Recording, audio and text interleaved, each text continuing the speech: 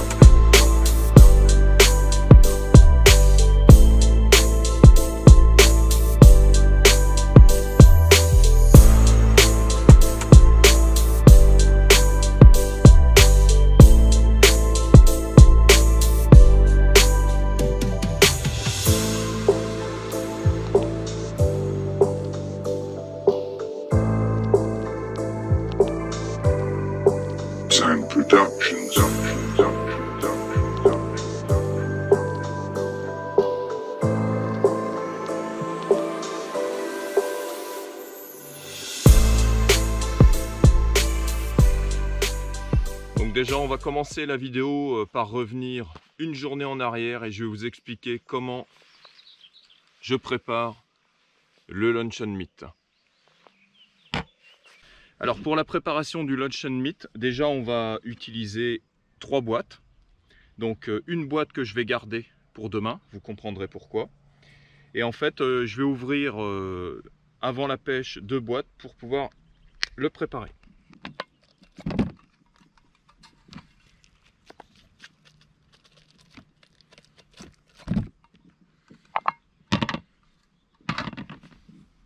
Alors pour cette pêche au luncheon meat, donc du coup du pâté de jambon, j'utilise la marque Tulip. En fait c'est une marque qu'on trouve dans pratiquement toutes les grandes surfaces. J'ai acheté ça à Carrefour. Vous retrouvez ça au rayon foie gras, pâté, tout ça. Voilà, il y en a toujours 5-6 boîtes qui traînent dans le fond des rayons. Alors la première des choses déjà quand on veut le préparer, c'est de le couper, puisque ça va faire un petit peu gros à l'hameçon. Donc pour ça, on va prendre un couteau de cuisine de bonne taille, comme ça on coupe beaucoup plus facilement. Vous éviterez de dire à votre femme que vous l'avez pris pour ça, sinon vous ne pourrez plus couper le poulet le dimanche midi. Donc on va faire des tranches, on essaye de faire les plus régulières possibles.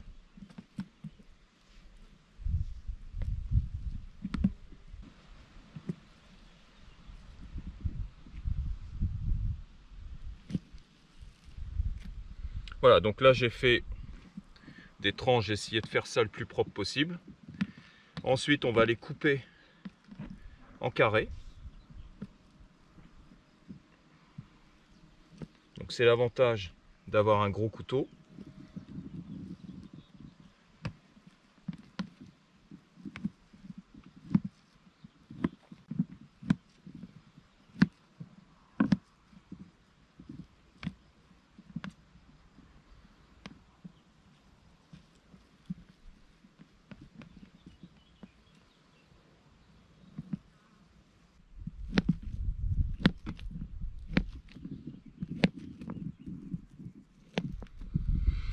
Voilà, donc 2 boîtes, on peut remarquer déjà que ça fait vraiment une bonne quantité.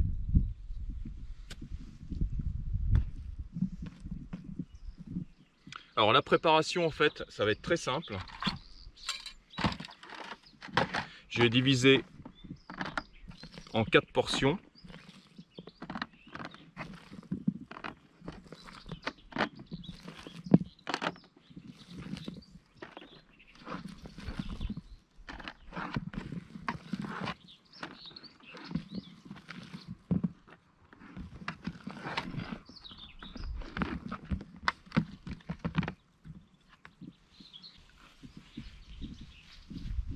Je vais utiliser 4 luncheon meat que je vais préparer ce soir et un que je vais garder nature pour demain. Donc pour la préparation en fait c'est tout simple. Je vais les colorer en jaune, vert et rouge. Et je vais en booster un avec un amino booster sweet corn.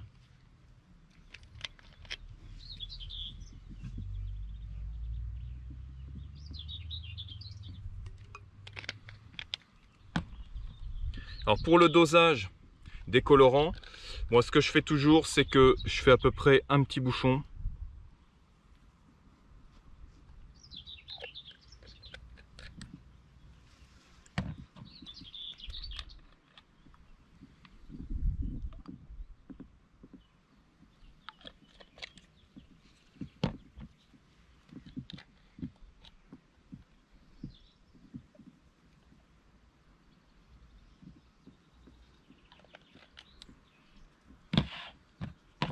Voilà, donc un vert, un jaune, un rouge et un luncheon meat à l'amino booster sweet corn.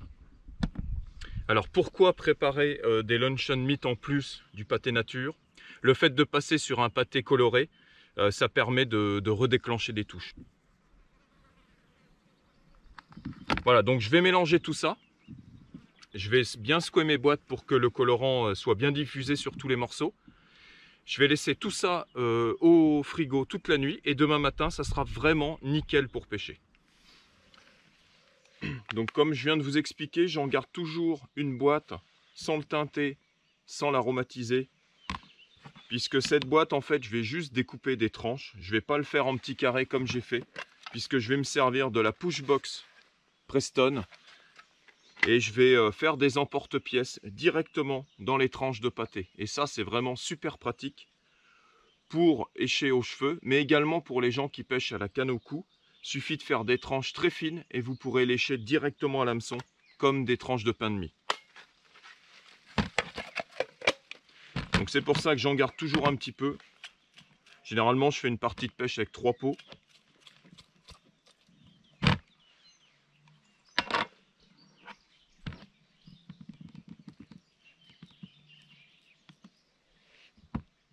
Donc toujours le couteau de cuisine, très important, pour essayer de couper le plus proprement possible. Voilà, donc on va faire des tranches d'à peu près 7-8 mm pour pouvoir passer l'emporte-pièce dedans assez facilement.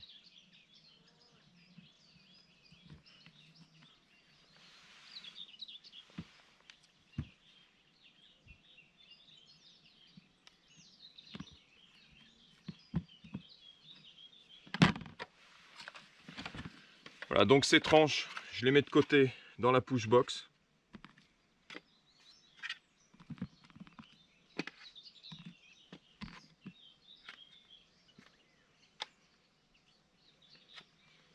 Et je viendrai donc faire des emporte-pièces au fur et à mesure de la pêche.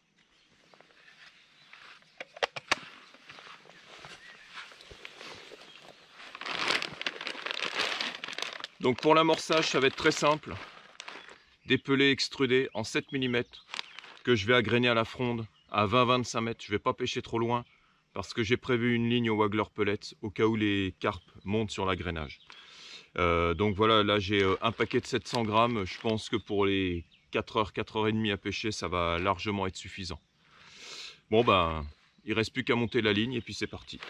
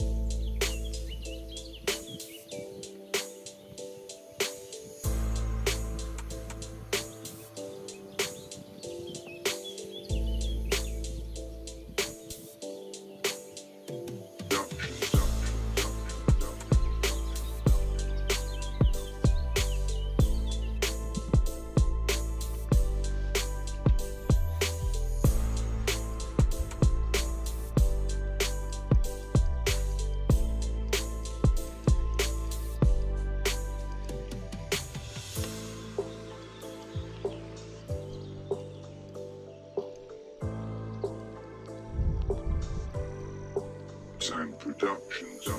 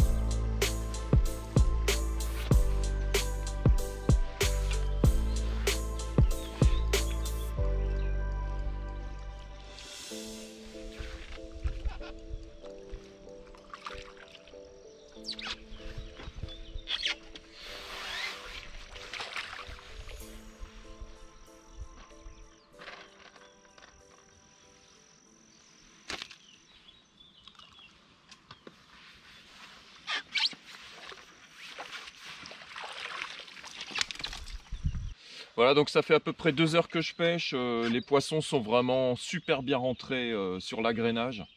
D'ailleurs, au bout de 20 minutes d'agrainage, j'ai vu déjà quelques poissons en surface. Donc là, je suis repassé au plomb. Parce que le problème en surface, alors j'ai fait un très beau poisson. J'ai eu quelques touches, j'en ai décroché. Le souci, c'est qu'il y a beaucoup de gardons. Et donc, ils s'amusent avec le pâté. Et forcément, ben, c'est quand même problématique, on a beaucoup de fausses touches. Sur le fond, c'est quand même un peu différent. Généralement, les touches sont un peu plus marquées. Alors, ce qui fonctionne le mieux dans les carrés de pâté, c'est celui qui est teinté en jaune. J'en ai pris avec toutes les couleurs. Mais le jaune déclenche les touches un peu plus vite. Mais c'est vraiment quelque chose qui est excellent pour les cartes. Et honnêtement, ici, elles en raffolent.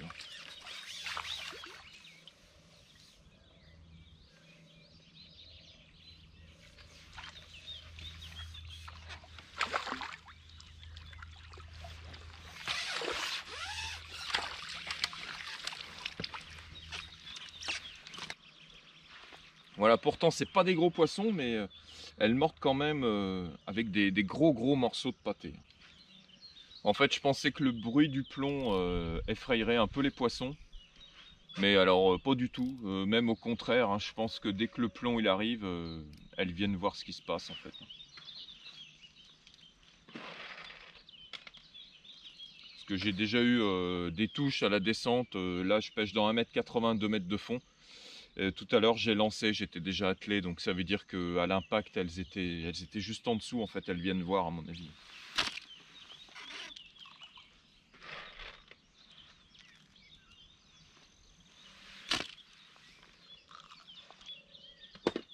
Au début de la pêche, j'ai fait en sorte de décher les carrés de pâté qui étaient découpés vraiment proprement. Et puis au fur et à mesure, je me suis rendu compte que même les morceaux qui n'étaient pas coupés propres, ça mordait quand même. Donc c'est même pas une question de présentation de lèche, c'est vraiment que je pense qu'elles aiment vraiment ça.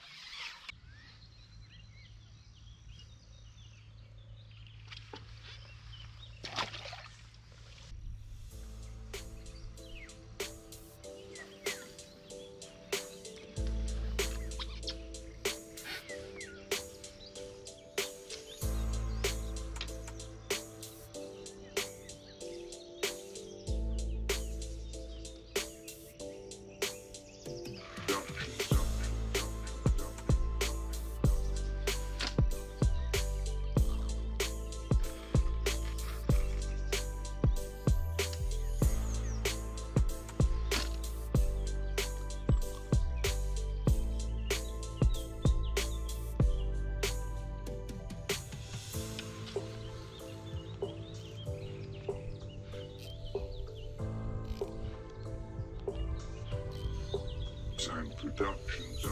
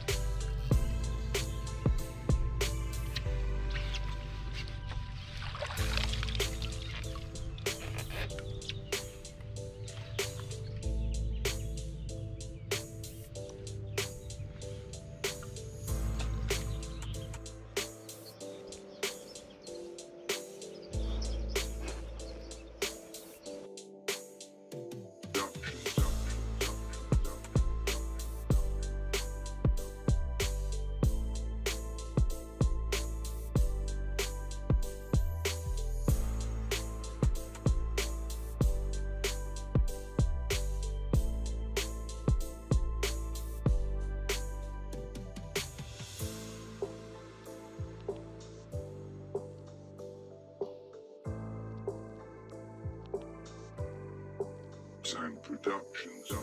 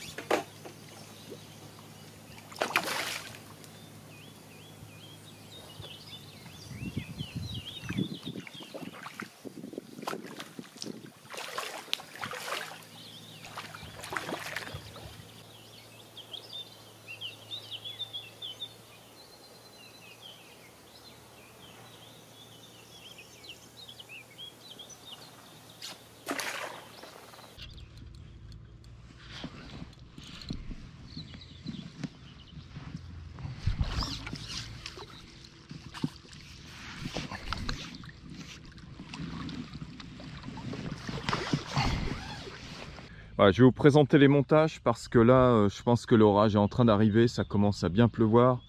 Alors, la première canne, donc la canne à Wagler Pellets, une Legalis Match 302 PL, une canne en 3 mètres de brin, action très parabolique.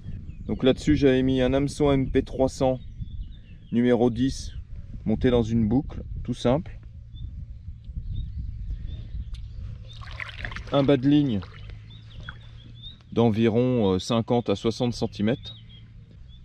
Donc un émerillon double pour éviter que le bas de ligne tourne quand vous lancez, surtout avec des grosses zèches comme le pâté. Et après, tout simplement, j'ai un Wagler Pellets en 8 grammes, coincé avec une attache end zone pour feeder et 5 stops. Donc 2 entre l'émerillon et le flotteur et 3 au-dessus. Donc voilà pour la première canne qui m'a permis de pêcher au Pellets Wagler. Et dessus, donc, j'ai un Ninja Match Feeder en taille 4000. Nylon Aqualine Match Feeder en 25 centièmes. Alors concernant le pâté, ce qui était bien, c'était de faire des petites rondelles avec l'emporte-pièce le plus gros. Je crois que c'est 10 ou 12, je sais plus exactement. Voilà, donc ça marchait pas trop mal. J'en mettais 2 à la fin. Et puis au niveau des carrés que j'avais déjà coupés hier et que j'avais laissé au frigo, là par contre il n'y a pas photo, c'est vraiment le jaune qui a le mieux marché. Bon, je viens de prendre un poisson avec du rouge, mais le jaune déclenchait les touches plus vite. Voilà, bon, j'avais mis 700 grammes de pelé et j'en ai plus après 4 heures de pêche.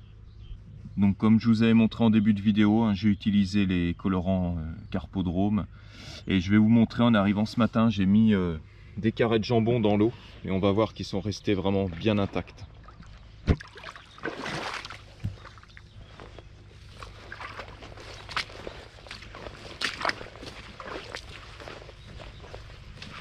Voilà, je les ai mis ce matin en arrivant.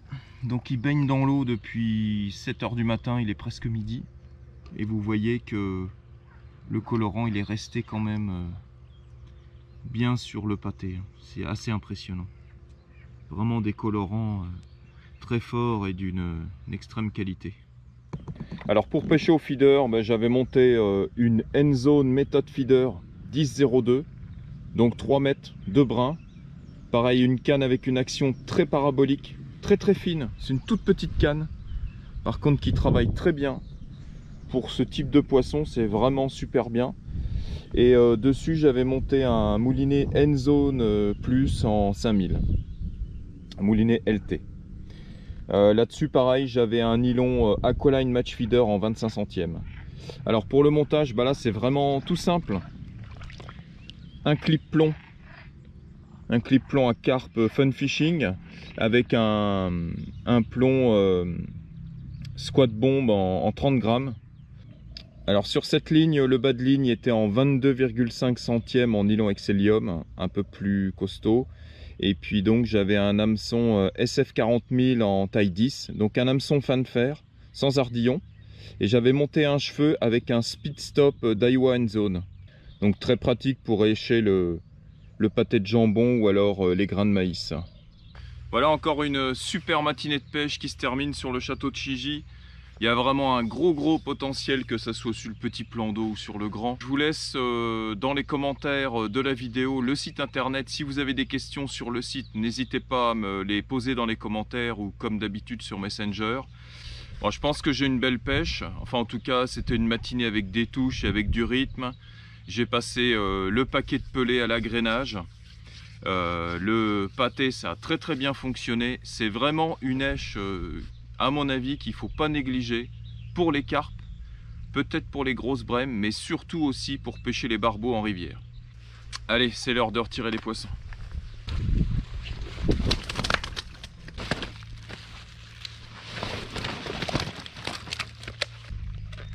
Voilà, comme d'habitude, un magnifique tapis de poissons, hein. Le château de Chigi, c'est ça. Donc on va remettre tout ça à l'eau. Merci d'avoir suivi cette vidéo, continuez à vous abonner. Et surtout, n'oubliez pas, Seb, c'est bien.